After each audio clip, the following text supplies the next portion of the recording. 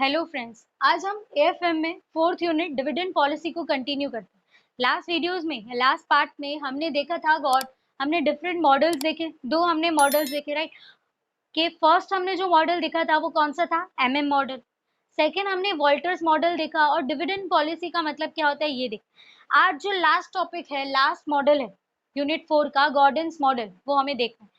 अब Gordon's model के according हमें Gordon's model of dividend policy के अकॉर्डिंग हमें तीन चीजें समझनी है। तीन चीजें कि फर्स्ट जो है, फर्स्ट कंडीशन ये है कि when are is greater than के ई। आर का मतलब यहाँ पर क्या बताया है, रेट ऑफ रिटर्न। कि जब rate of return is greater then cost of capital, right. कि के ई क्या है, कॉस्ट ऑफ इक्विटी शेयर। कि के ई से जब आर बड़ा होता है तब क्या होगा, पी जो है मतलब price of equity share, P जो है वो क्या होगा, इंक्रीज होता जाएगा। सेकेंड केस ये है कि when are is less than के ई, कि जब भी रेट ऑफ रिटर्न है वो कम है, कॉस्ट ऑफ कैपिटल से रेट ऑफ रिटर्न कम है, तब क्या होगा, पी जो है वो स्लो होगा, डिक्लाइन होता जाएगा, मतलब कम होता जाएगा। इक्विटी शेयर की जो प्राइस है वो क्या हो जाएगी, कम होती जाएगी।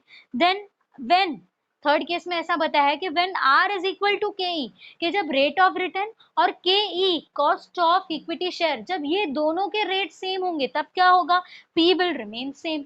कि price of market equity share, ठीक है, market price of equity share क्या होगा, वो सेम रहेगा। अब ये तीनों कंडीशन को हम ये क्वेश्चन के अकॉर्डिंग समझते हैं।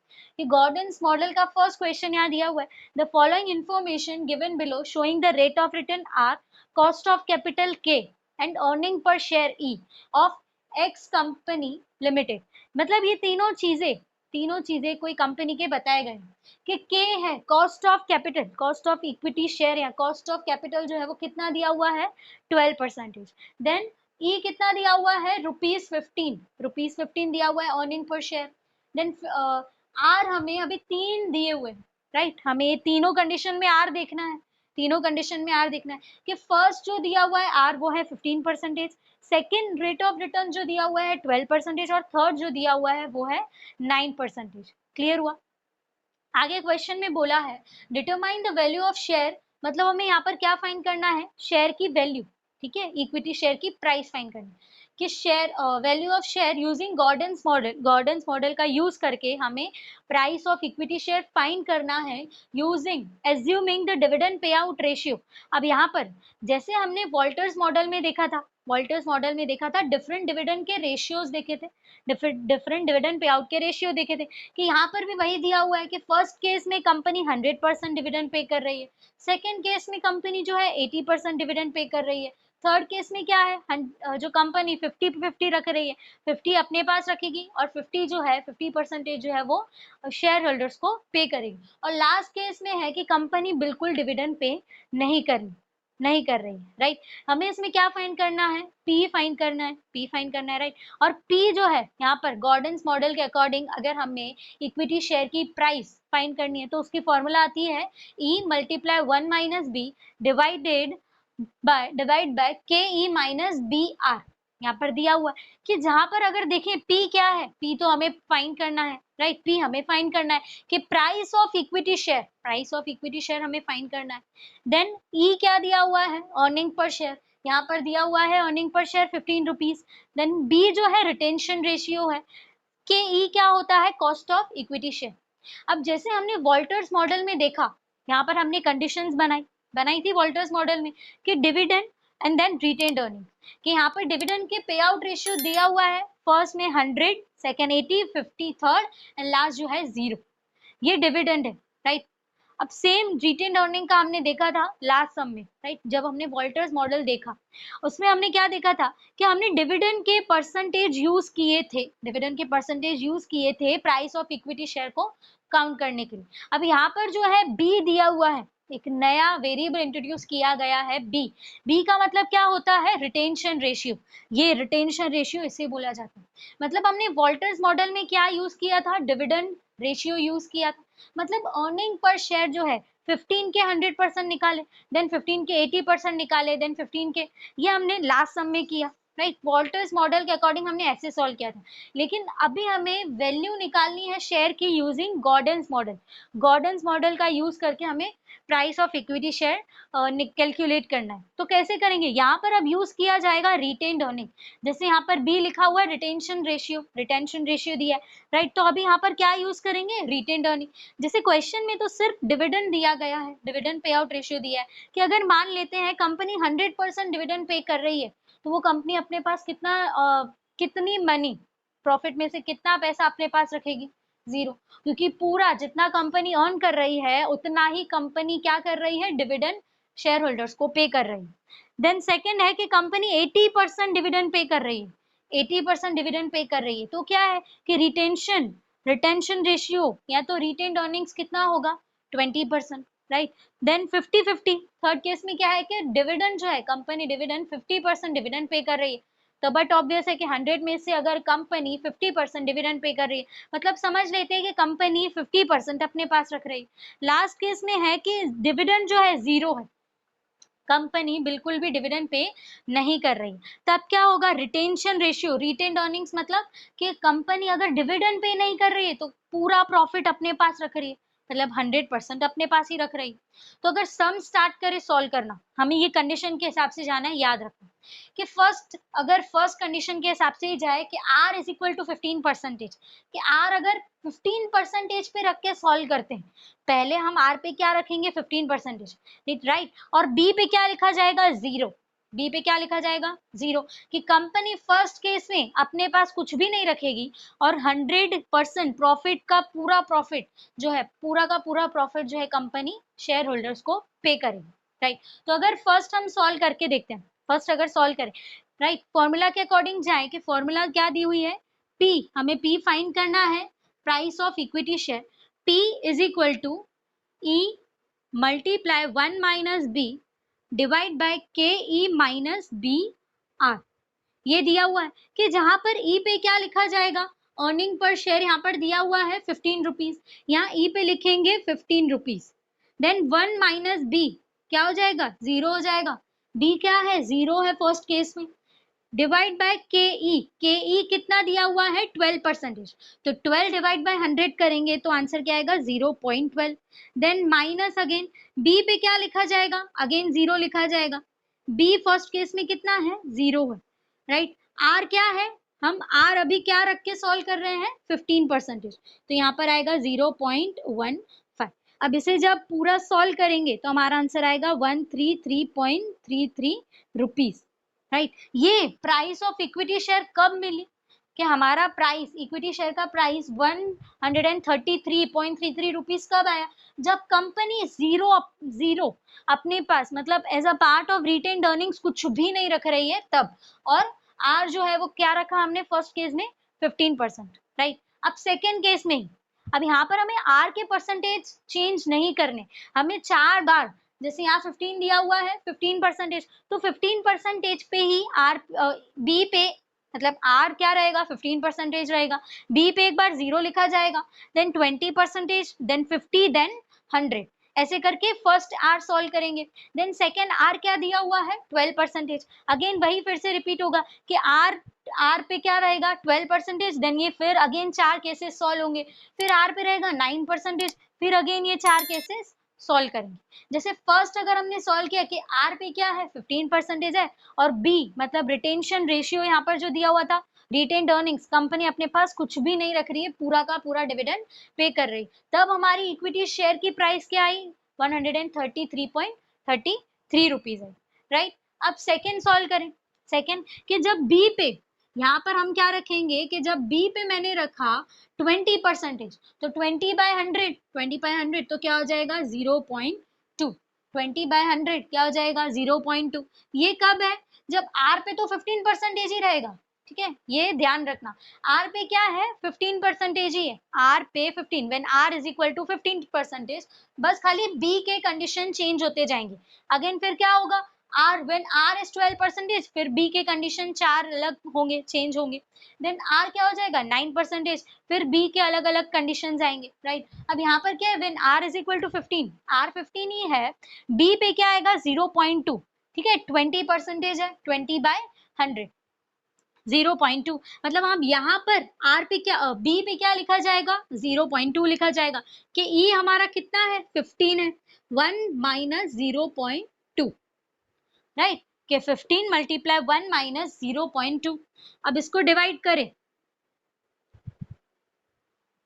सॉरी इसका आंसर जो है, राइट, ये फर्स्ट कंडीशन का जो आंसर है कि जब r इज इक्वल टू 15 ही है और b पे 0 आएगा, कि जब रिटेंशन रेशियो क्या है 0 है। अब इसे अगर सॉल्व करें ना तो हमारा प्राइस क्या आएगा इक्विटी शेयर का 125 रुपीज, प्राइस क्या आएगा 125 रुपीज, सॉरी, राइट, कि जब डिविडेंड पे हो रहा है 100% और कंपनी अपने पास as a part of retained earnings कुछ भी नहीं रख रही, राइट, और आर क्या है 15%, तो हमारा P market sorry price of equity share, market price of equity share कितना आएगा 125 रुपीज, राइट। अब सेकंड केस हम सॉल्व कर रहे थे कि डिवाइड बाय किससे होगा के ई माइनस बी आर, अब के ई में कोई चेंजेस नहीं है तो यहाँ आ जाएगा 0.12, देन माइनस बी पे क्या लिखा जाएगा, अब बी पे लिखा जाएगा 0.2 और आर के परसेंटेज चेंज नहीं होंगे, मतलब यहाँ होगा 0.15। अब इसे जब सॉल्व करें तो आंसर आएगा 133.33 रुपीज, राइट। क्या हुआ, जैसे आर के परसेंट, जैसे हमारा बी जो है, राइट, बी जो है बढ़ रहा है, राइट, रिटेंशन रेशियो क्या हो रहा है इंक्रीज हो रहा है, यहाँ पर कितना हो गया 0.2 हो गया, 0.2 हो गया। अब यहाँ पर क्या है, यहाँ पर हमारा आंसर क्या हो गया, पहले 125 था, अब हमारा आंसर क्या आ गया 133.33 रुपीज। अब एक चीज नोटिस करें कि के ई कितना था, के ई कितना था 12% है, हमने के ई पे क्या लिखा है 12% लिखा है, और आर हमारा क्या है ग्रेटर है, बड़ा है, आर यहाँ पर क्या है ग्रेट, ये अगर कंडीशन याद है कि when are is greater than के ई, कि जब आर होगा, मतलब यहाँ पर हमने आर पे क्या लिखा है 15% और के ई क्या है 12%, तो जब भी when are is greater than के ई तो प्राइस ऑफ इक्विटी शेयर क्या होती जाएगी, बढ़ती जाएगी, बढ़ रही है, पहले कितनी थी 125 रुपीज थी, अब कितनी हो गई 133.33 रुपीज। अब थर्ड कि जब अब क्या करेंगे बी पे रखेंगे 50%, मतलब जैसे यहाँ पर 20/100 किया, अब थर्ड केस में क्या किया जाएगा 50/100, क्या हो जाएगा 0.5, मतलब अब यहाँ पर थर्ड पे लिखेंगे 0.5, अब यहाँ पर बी पे क्या लिखा जाएगा 0.5, के अगेन सॉल्व करें कि 15 1 माइनस 0.5 डिवाइड बाय 0.12 माइनस, अब यहाँ पर बी आर है, अब बी पे क्या लिखा जाएगा 0.5 लिखा जाएगा और आर क्या है 0.15, राइट। अब इसे जब सॉल्व करें तो हमारा आंसर आएगा 166.67 रुपीज, क्या आंसर आएगा 166.67 रुपीज। देखो क्या हो रहा है, जब हमारा आर बड़ा है के ई से, when rate of return is greater then cost of equity share, right, when rate of return is greater then cost of equity share, जब आर बड़ा है हमारा के ई से, तब हमारी प्राइस क्या होती जा रही है इंक्रीज होती जा रही है। गॉर्डन मॉडल्स के अकॉर्डिंग ये तीन कंडीशन हमें देखनी थी कि क्या है, r when are is greater than के ई, कि जब आर के ई से बड़ा है तब क्या होगा, पी जो है प्राइस क्या है इक्विटी शेयर की प्राइस क्या होती जाएगी इंक्रीज होती जाएगी, दिख ही रहा है, पहले 125 था, फिर कितना हो गया 133 हो गया, देन अगेन कितना हो गया 166.67। अब लास्ट क्या बी पे क्या लिखा जाएगा 100, 100 डिवाइड बाय 100 1, राइट, अब बी पे लिखा जाएगा 1, अब बी पे क्या लिखा जाएगा 1, कि अगर सॉल्व करें कि अर्निंग्स, राइट, ई पे क्या लिखेंगे 15, 1 माइनस बी मतलब 1 माइनस 1, ये हो जाएगा 0। अब इसे अगर डिवाइड कर रहे हैं के ई माइनस बी आर, के ई क्या है 0.12 माइनस बी पे क्या लिखेंगे 1 और आर पे आ जाएगा 0.15।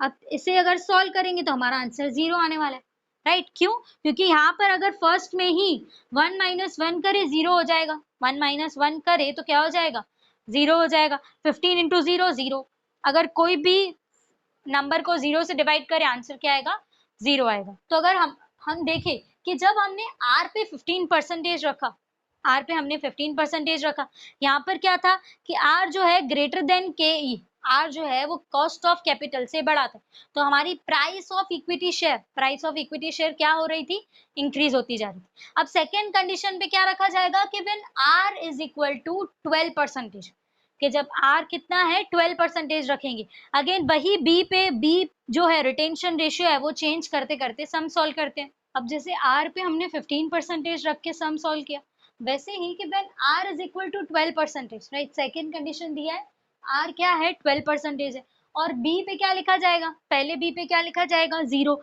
कि जब कंपनी 100% ही अपने प्रॉफिट का 100% डिविडेंड पे कर रही है और अपने पास कुछ भी नहीं रख रही, तब price of equity share, market price of equity share क्या होगा, राइट, कि वही फॉर्मूला रख के अगर हम सॉल्व करें कि P is equal to e 1 minus B divide by के ई माइनस बी आर, राइट, कि ई पे क्या लिखा जाएगा 15, 1 माइनस बी पे लिखेंगे 0 डिवाइड बाय के ई क्या है 0.12, और बी पे आप क्या लिखेंगे 0 लिखेंगे, कि बी पे लिखेंगे 0 और आर पे क्या आएगा 0.12, राइट।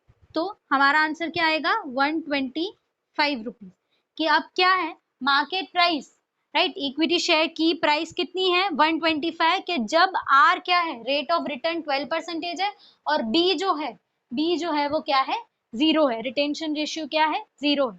अब रिटेंशन रेशियो चेंज होगा 20%, अब रिटेंशन रेशियो चेंज होगा, सेकेंड केस में क्या हो जाएगा, यहाँ पे लिखेंगे सेकेंड कि b इज इक्वल टू 0.2, कि जब पहले क्या था b इज इक्वल टू 0, अब क्या हो गया b जो है रिटेंशन रेशियो चेंज हो गया, मतलब b 20/100 क्या आया 0.2।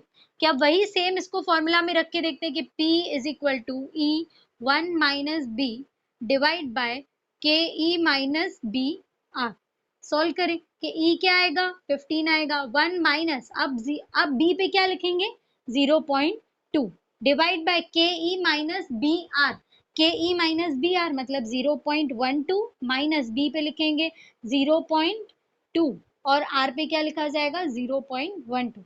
अब इस सॉल्व करें जब इसे तो हमारा आंसर आएगा 125। अगेन हमारा आंसर क्या आया 125 आया। अब थर्ड 50%, थर्ड अब बी पे क्या लिखेंगे 50% कि b is equal to third पे लिखा जाएगा b इज इक्वल टू 0.5 के 50 डिवाइड बाय 100 0.5 आ जाएगा।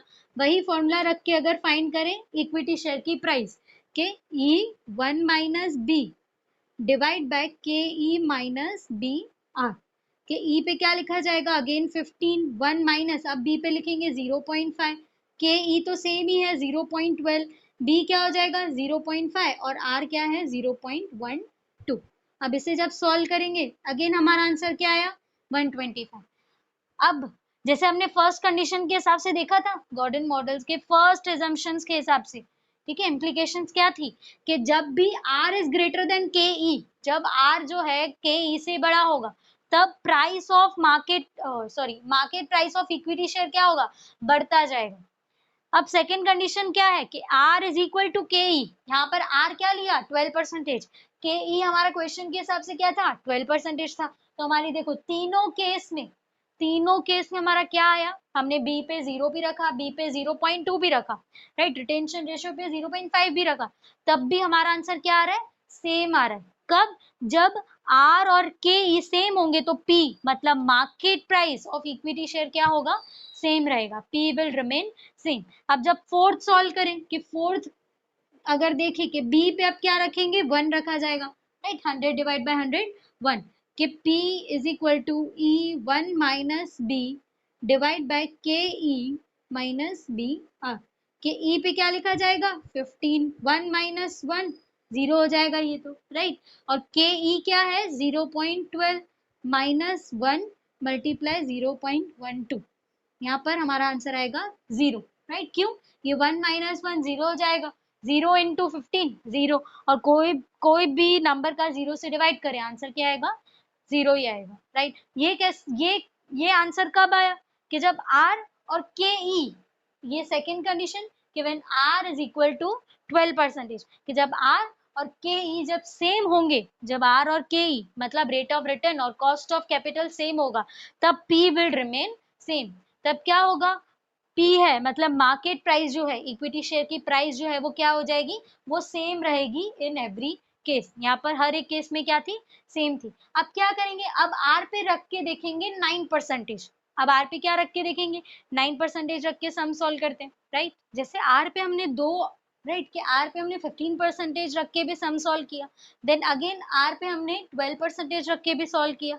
अब थर्ड क्या करेंगे, आर पे 9% रख के सॉल्व करके देखते हैं कि अब आर पे क्या लिखा जाएगा, 9%। और फर्स्ट में अब क्या होगा, सिर्फ बी जो है, in every case b will change, कि पहले 0 आएगा फिर 0.2, राइट। तो अगर फर्स्ट केस में सॉल्व करें कि जहां बी क्या आएगा, 0 के इक्वल आएगा, कि P अगर हमें market price of equity share find करना है, कि P is equal to E 1 minus B divide by के ई माइनस बी आर, कि E पे क्या लिखा जाएगा 15, 1 माइनस बी पे लिखा जाएगा 0, और के ई क्या है, के ई तो वही रहेगा 0.12, माइनस बी पे लिखेंगे अगेन 0, और बी आर जो है, आर पे क्या लिखा जाएगा 0.09, राइट। आर पे अब हम क्या लिख रहे हैं 9%, तो 9/100 0.09।